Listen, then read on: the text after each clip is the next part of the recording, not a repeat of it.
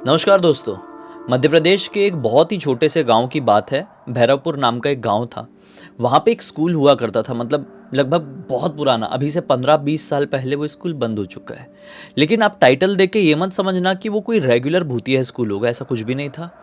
वो कहीं से भी नॉर्मल नहीं था, वो कहीं से भी रेगुलर भूतिया नहीं था, क्योंकि वो अपनी ज़मीन में सीधा नहीं खड़ा था। वो अपनी ज़मीन में ऐसा बाईं ओर झुककर खड़ा हुआ था। गांव के लोग कहते थे कि स्कूल के बाईं ओर एक शैतान ज़मीन के अंदर रहता है, जिसने उस स्कूल को अपनी तरफ खींचा। तो पहले तो वो सीधा खड़ा था, लेकिन शैतान ने इधर से खींचा तो वो ऐसा हो गया है। लिटरली वो प्रॉपर टेढ़ा दिखता था। इस स्कूल में क्लासरूम नंबर 3 था, वो प्रॉपर ज़मीन के अंदर घुसा हुआ दिखता था। लोग कहते थे कि एक्चुअल में शैतान ने उस क्लास से ही इस स्कूल को ज़मीन के अंदर खींचना शुरू किया था, इसलिए वो क्लास नंबर 3 ही प्रॉपरली ऐसा नीचे धंसा हुआ है और बाकी स्कूल ऐसा टेढ़ा है। सब लोग कहते थे कि ये स्कूल में, जब तक ये स्कूल अपना मतलब स्टेब्लिश था, वहाँ पे बच्चे पढ़ने के लिए जाते थे, तब दिन में कोई घंटी नहीं बजती थी। लेकिन रात के 12 बजे, ठीक 12 बजे, उस स्कूल के अंदर से चीखने चिल्लाने की आवाज़ सुनाई देती थी। वो आवाज़ ऐसी होती थी कि जैसे मानो कोई शैतानी शक्तियाँ हैं उसके अंदर ट्रैप्ड हैं और बड़ी दुख में चिल्ला रही हैं, अपने आप को वहाँ से निकालने की गुहार लगा रही है। लेकिन शैतानी शक्तियों की कोई मदद करे तो करे कैसे, और क्या मदद कर ले, और किसी को क्या श्योरिटी है कि वो तकलीफ में ही चिल्ला रही है। किसी को क्या पता वो कहीं किसी का छलावा तो नहीं है। इस चक्कर में उस स्कूल से लोग, दिन में तो वहाँ पे बच्चे पढ़ने के लिए जाते थे, लेकिन रात के समय सूर्यास्त होने के बाद से ही दूरी बनाना शुरू कर देते थे, और उस स्कूल के प्रेमाइसेस के आसपास भी कोई नहीं भटकता था। एक दिन उस स्कूल में एक अजीब सा कांड हुआ, जिस कांड के चक्कर में 3 बच्चे ऑन द स्पॉट खत्म हो गए।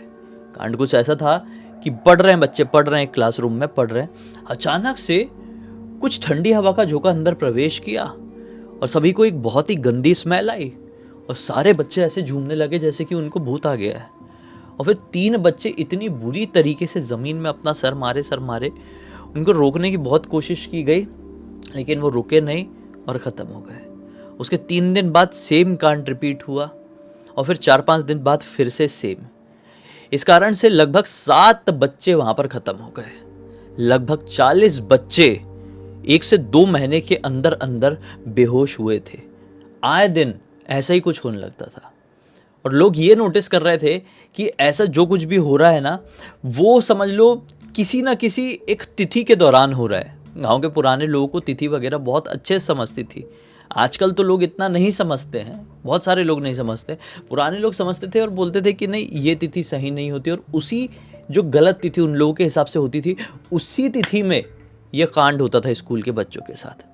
धीरे धीरे करके माँ बाप ने अपने बच्चों को स्कूल भेजना छोड़ा दिए, मतलब अब अपने बच्चों को भेजते ही नहीं थे। नहीं पढ़ेंगे तो नहीं पढ़ेंगे, बच्चा घर पे रह लेगा, बड़े होके खेत में काम कर लेगा, लेकिन स्कूल पढ़ेगा नहीं। अब कोई ऐसा निकला भाई, वहाँ पे घर घर जाते थे मास्टर लोग, टीचर लोग, कि बच्चों को भेज दो, लेकिन घर वाले नहीं मानते थे। एक दिन की बात है, जैसे तैसे करके बहुत कम बच्चे आए हुए थे स्कूल में, तकरीबन यही को 7-8, और एक ही हेड मास्टर था। उस समय वो बच्चों को एक ही क्लासरूम में बैठा के बोर्ड में पढ़ा रहा था। फिर से वही ठंडी हवा का झोंका आया और बच्चे बहुत बुरी तरीके से वहाँ से भागे, और मास्टर वहीं पर अंदर रह गया। अब जब अगले दिन किसी की भी हिम्मत नहीं हुई कि जाके मास्टर जी को देख ले, गाँव में किसी भी व्यक्ति की हिम्मत नहीं हुई। अगले दिन जब गांव के लोग उस स्कूल में प्रवेश करते हैं सुबह के 6-7 बजे, तो क्या पाते हैं, मास्टर ब्लैक बोर्ड के सामने मुंह से खून फेंक के ख़त्म है, और ब्लैक बोर्ड में लिखा है कि वो आज भी स्कूल के अंदर कैद है। गांव के लोगों का दिमाग काम नहीं किया, बोले ये क्या हो सकता है, मास्टर जी की हैंड राइटिंग नहीं है, इन प्रॉपर चौक से लिखा हुआ है ब्लैक बोर्ड में, और उसी के सामने मास्टर जी खून फेंक के ख़त्म हो गए हैं। तो सभी लोगों ने ये डिसाइड कर लिया कि गांव में एक रूल निकल जाए कि कोई भी अब इस स्कूल में नहीं आएगा, चाहे गांव का हर एक सदस्य अनपढ़ क्यों ना रह जाए। और ये वही दिन हुआ जब से इस स्कूल के बंद होने की पहली समझ लो, वो कहते हैं ना, पहली सीढ़ी शुरू हो गई। ठीक है, और कुछ ही दिन बाद ये स्कूल कम्प्लीटली बंद हो गया। लेकिन स्कूल बंद तो हो गया, लेकिन कभी कभी दोपहर में 12 बजे यहाँ पे घंटी बज जाया करती थी, टन टन टन टन। जब तक ये स्कूल था तब तक घंटी नहीं बजती थी, लेकिन ये बंद हुआ तो घंटी बजने लगी। और रात के 12 बजे तो वो चीखने वीखने की आवाज़ तो आती ही थी। कुछ लोग कहते थे, अब इस बात के पीछे कितनी सच्चाई है मालूम नहीं, लेकिन लोग कहते थे कि उन्होंने स्कूल के छत में किसी चुड़ैल को नाचते हुए देखा है। खैर, समय के साथ ये स्कूल बंद रहा और अपने आप बाईं ओर धंसता चला गया, धंसता चला गया। लोगों के बीच में इस स्कूल को लेकर और भी ज़्यादा दहशत बैठ गई। आस पड़ोस के लोग भी, मतलब आस पड़ोस के गांव शहर के लोग भी दूर दराज से इस स्कूल को देखने के लिए आते, लेकिन अंदर जाने की कोई हिम्मत नहीं कर पाता। काफ़ी साल बीत गए, ये वैसे का वैसा ही खड़ा रहा, कंप्लीटली बंद हो चुका है। अब वो सिर्फ एक खंडर जैसी इमारत है, उसके अंदर आज भी बोर्ड हैं, कुछ सामान है, शायद कोई डेस्क बेंच भी रही होगी। अब होता ये है कि ये सारी जानकारी शहर में रह रहे अमन नाम के लड़के को पड़ती है। ऐसा नहीं था कि अमन को पहली बार इस स्कूल के बारे में पता चला था। अमन का जन्म इसी गांव में हुआ था, लेकिन अमन जब यही कोई 3-4 साल का रहा होगा तो अमन के पिताजी और माताजी उसको लेकर इस गांव से बाहर चले गए थे। वो मध्य प्रदेश के इंदौर नाम के शहर में, सभी लोगों को पता होगा, इंदौर में सेटल्ड हो गए थे ताकि उनके बच्चे का भविष्य अच्छा रहे, क्योंकि उनको मालूम था कि यहाँ पर रह के हम अपने बच्चे को स्कूल नहीं भेज सकते। तो यहाँ पर आ गया था वो इंदौर में, और अब यहाँ पर गांव में उसके दादाजी वगैरह रहा करते थे। तो दादाजी से मिलने के लिए गर्मियों की छुट्टी में वो आता था और हमेशा अपने दादाजी और आस पड़ोस के लोगों से वो स्कूल के किस्से सुना करता था। जब ये बड़ा हो गया तो इसने बहुत डिटेल में उस स्कूल के बारे में जाना, जैसा कि मैंने अभी आपको बताया, और इसके मन में क्यूरियोसिटी हुई कि मैं उसको एक्सप्लोर करूँगा। अपनी मम्मी से बात करता है, मम्मी उसको डांट देती, बोलती पागल हो गया है क्या। उसने सोचा कि यार मुझे तो जाना ही है, अब अगर मैं मम्मी पापा से डिस्कस करूँगा तो मुझे कभी जाने नहीं देंगे, और अब अगर मैं गांव जाने के लिए बोलता हूँ तो मम्मी पापा समझ जाएंगे। इसने अपने दिमाग का ऐसा तिकड़म लगाया कि 1 महीने बाद फिर से मम्मी पापा को बोलता है कि दादा दादी की याद बहुत आ रही है, उनसे मिलने के लिए जाना है। और कोइंसिडेंटली अमन के दादाजी की थोड़ी तबीयत ख़राब चल रही थी, तो अमन के पिताजी ने बोले ठीक है चले जा, और ये गांव आ गया। 2 दिन दादाजी के साथ अच्छे से रहा, देखा दादाजी को इतनी सीरियस तबीयत खराब है नहीं। बोला कि दादाजी मैं आने वाले और 7-8 दिन रहूँगा, आप टेंशन मत लो, मैं हूँ आपके साथ। दादाजी और दादी को भी बहुत अच्छा लगा। तीसरी रात की बात है, इसको नींद नहीं आ रही थी, शहर वाली लाइफस्टाइल है, ये अपने गांव वाले घर के सामने आंगन में बैठकर बढ़िया मोबाइल में कोई तो भी गेम खेल रहा था। रात के 12:15 बजे के आसपास जिस तरफ स्कूल था उस तरफ से किसी के चीखने और रोने की आवाज़ एक साथ सुनाई दी। ये घबरा गया, लेकिन ये भूत प्रेतों के ऊपर इतना विश्वास नहीं करता था, क्यूरियोसिटी इसको होती थी जानने की, इतना विश्वास नहीं था। ये बोलता है कि यार जाकर देखना पड़ेगा, लेकिन आज रात नहीं, बड़ी अजीब सी आवाज़ आई थी, कल जाकर देखूंगा। अभी दादा दादी को कुछ समझ में आ जाएगा, कल कुछ बहाना मारूंगा। अब अगला दिन निकलता है और दादा दादी को ये बहाना बता देता है कि दादाजी गांव के पास में एक दूसरा गांव है, नाम भी लेता है वो, उस गांव में मेरा एक बहुत अच्छा दोस्त रहता है दादाजी, उसका जन्मदिन है रात के 12 बजे के, आजकल बच्चे लोग सेलिब्रेट करते हैं, तो मैं जाना चाहता हूँ। दादाजी ने बोले कि चलो यार, मेरा पोता है, ऐसा शहर से आया हुआ है और ऐसा बोल रहा है, हमारे गांव के बाजू में उसके दोस्त का गांव है, तो जाने देते हैं। दादाजी ने परमिशन दे दिए। इसको तो कोई गांव जाना ही नहीं था, इसका तो कोई दोस्त था ही नहीं बाजू वाले गांव में। ये क्या करता है, अपने घर से निकल तो गया था, लेकिन गांव के थोड़े आगे की तरफ एक नहर थी, नहर के किनारे बैठा हुआ था, और ठीक रात के 12 बजे के आसपास आज फिर से किसी के चिल्लाने की आवाज़ सुनाई दी। ये टॉर्च उठाया और चला गया, स्कूल तक चला गया। जैसे स्कूल के अंदर घुसता है, एक अजीब सी ठंडक और अजीब सी वाइब्रेशन इसको महसूस होती है शरीर में। तो ये क्या है यार, मज़ा आएगा, इंटरेस्टिंग होगा। ये स्कूल के अंदर घुस गया, दरवाजे किसी का कोई ढंग से वजूद नहीं है, क्योंकि काफ़ी साल हो चुके हैं अब इसको बंद हुए, 15-20 साल हो चुके हैं, और ये रिसेंट में गया था, मतलब आप समझ रहे, रिसेंट में इन द सेंस ये 2024 की स्टार्टिंग की बात है। ये गया रहा होगा, देख रहा है, घूम रहा है, पुरानी पुरानी चीज़ें, जंग लगे हुए कुछ लोहे के बेंच है, डेस्क है, लकड़ियों की चीज़ें हैं, मतलब चीज़ें हैं यहाँ पर प्रॉपर, ऐसा नहीं है कि ये पूरी तरीके से खंडर है। हाँ, जानवरों ने, चूहों ने अपना घर वर बना चुके हैं। ये घूमते घूमते एक्सप्लोर करते करते वो क्लासरूम नंबर 3 के पास चले गया, उसमें अंदर एंटर कर गया। उसने देखा लिटरली वो काफ़ी ज़्यादा, मतलब अगर नॉर्मल स्कूल की हाइट 10 फीट की रही होगी ज़मीन से 10 फीट की, तो वो इतना ज़्यादा ऐसा तिरछा होके अंदर घुसा है कि उसे कॉर्नर में वो जा रहा है ना, तो इसकी हाइट करीबन 5.5 फीट की रही होगी, ये सीधा नहीं खड़ा हो पा रहा है। मतलब वो इतना भयानक ज़मीन के अंदर घुसा था। इसके मन में आया कि साला ये कैसे हो सकता है। फिर सोचा कि यार ये ज़मीन भी इतनी ठोस नहीं है, पूरी चांसेस हैं कि इस ज़मीन में किसी ने ध्यान नहीं दिया, कुछ तो भी रहा होगा, कमज़ोरी वगैरह, और इतना पुराना स्कूल है तो ज़मीन के अंदर धंसता चला गया है। छोड़ो, फालतू की अफवाह है। यहाँ पे मैं इतनी देर से आया हुआ हूँ, सिर्फ शरीर में ठंडक और सिरहन के अलावा कुछ भी नहीं लगी। ये शायद डर और क्यूरियोसिटी की वजह से हो सकता है। आप लोगों ने भी नोटिस किए होंगे कि कभी कभी अगर क्यूरियोसिटी होती है किसी भी चीज़ को लेकर कि यार ये क्या है, ये काम करना ही है, तो आपको थोड़ी सी ठंड लगती होगी कई बार, है ना, थोड़ी सा ऐसा ऐसा लगता होगा यार मज़ा आएगा, ऐसा वाला होता है कि नहीं। वैसे ही इसको लग रहा था। इसने सोचा यही कारण है, कोई भूतिया कारण नहीं है। ठीक है भाई, ये देखते देखते पूरा स्कूल घूम डाला। एक क्लासरूम बाकी रह गया था। वो क्लासरूम स्कूल के बाथरूम के जस्ट बाजू में था। उस क्लासरूम के ऊपर कुछ भी नहीं लिखा हुआ था और एक मोटा सा ताला लगा हुआ था। सोचा ये क्या है यार, इसके अंदर जाके देखना ही पड़ेगा। पहले ताला वाला खींचने की कोशिश किया, वो नहीं खिंचाया। जो दरवाज़ा लगा हुआ था वो बड़ा ही कमज़ोर सा था और साइड में रखा हुआ था कि इतना बड़ा पत्थर। ये पत्थर उठाकर पूरी ताकत से उस दरवाजे में खींच के मारा वो पत्थर को, और दरवाजे में हो गया अच्छा खासा बड़ा सा होल, और ये दरवाजे से अंदर घुस गया। अब जैसे ही अंदर वो घुसा, अंदर से उसको किसी के रोने की आवाज़ सुनाई दी। बोला शिट, कौन रो रहा है? ये एक बच्चा रो रहा था।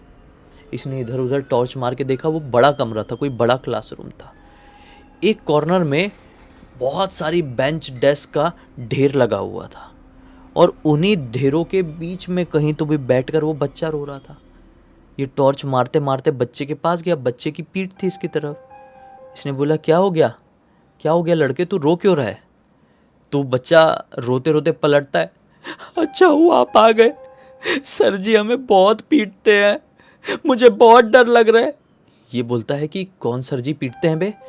मतलब ये स्कूल भूतिया है, ये बात, ये अफवाह फैलाकर यहाँ पर कोई आदमी है जो बच्चों को ऐसा छुपा रहा है और उनको मतलब ये सब कुछ कर रहा है, उनको मतलब परेशान कर रहा है। प्रॉपर वर्ड्स नहीं बोल सकता। वो बोलता है हाँ, अच्छा हुआ आप आ गए, वरना आज तो सर बहुत ज़्यादा गुस्से में। ये बोलता अच्छा बेटा ये मामला है, बुला तेरे सर को, मैं भी देख लेता हूँ, मैं भी अकेला, तेरा सर भी अकेला, आने दे इस कमरे में।